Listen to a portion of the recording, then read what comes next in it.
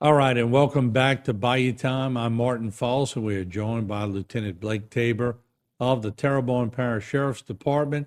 He's also their public information officer. And Lieutenant, good to see you again. Thank you. It's always great to be here. Yeah, always good to have you up here to catch up. A lot of people love the transparency, and we appreciate it. But a burglary investigation, let's talk about that a little bit if we could.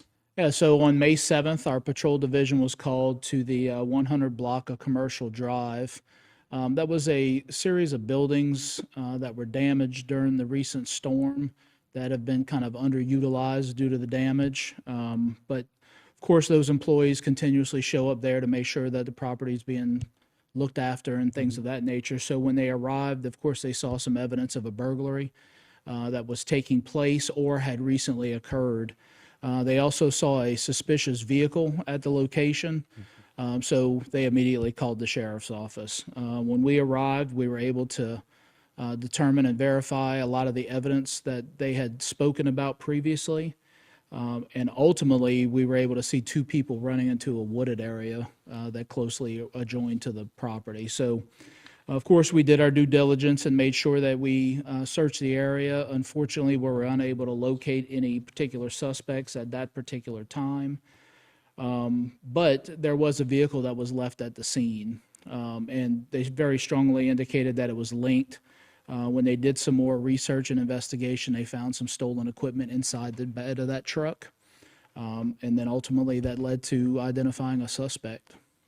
Let me ask you this, because are y'all getting more, I guess, people sort of hunkering down in abandoned buildings? There's a lot more influx of people coming into Terrebonne Parish, across the South for that matter. Sure. Or the country, but I find they're being a lot more opportunistic, and if they see a vacant building, they're gonna try to hunker down in it, right? Yeah, and I don't know if it's so much that they're staying inside the building, although we have seen components of that in the past. But I think, when we have people here and when you have a community that's been rocked by so much devastation like we were in that particular storm, a lot of people are, whether you choose to call it abandoning property or just leaving it unattended, people that scrap and people that do that type of behavior, I mean, they're going to quickly go inside those buildings and check and see if there's anything of value in there. Yeah, maybe they can move it. So we're going to pull up some pictures right now. We'll talk about those two individuals there they are right there. Sure. And so, initially, during the course of that investigation and some research on the vehicle, that ultimately led to the discovery of Russell Britt, who you see pictured here, as being closely associated with that particular vehicle. As detectives began to become involved in that particular case, they were able to determine that a lot of the stuff that was taken was offshore equipment, which, as we know, Martin, is extremely high in value in retail. So the quick assessment of that determined that it was over in excess of $1 million in items that were ultimately taken from that particular building. $1 million. $1 million. So it's some pretty high retail I don't hear that items. often on this news desk. No, and and it was kind of a shocking number for us to hear too. But when you get into the avenue of offshore equipment, those numbers can rise very, very quickly, as we know.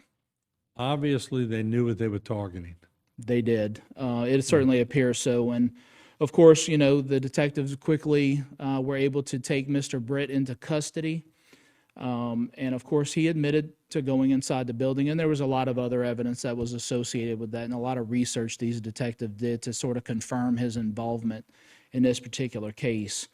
So, subsequently, he was arrested for 4 counts of simple burglary, 1 count of felony theft, and also unauthorized use of a movable for his involvement in that case. And he's currently still jailed on a $175,000 bond in the criminal justice complex.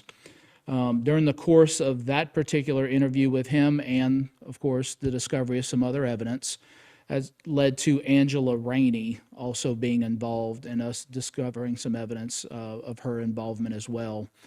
She was brought in, and from my understanding, she did cooperate with the investigation, and she also admitted to detectives of her involvement. So she was subsequently arrested for the 4 counts of simple burglary, felony theft, and of course she also had multiple outstanding warrants for her arrest as well.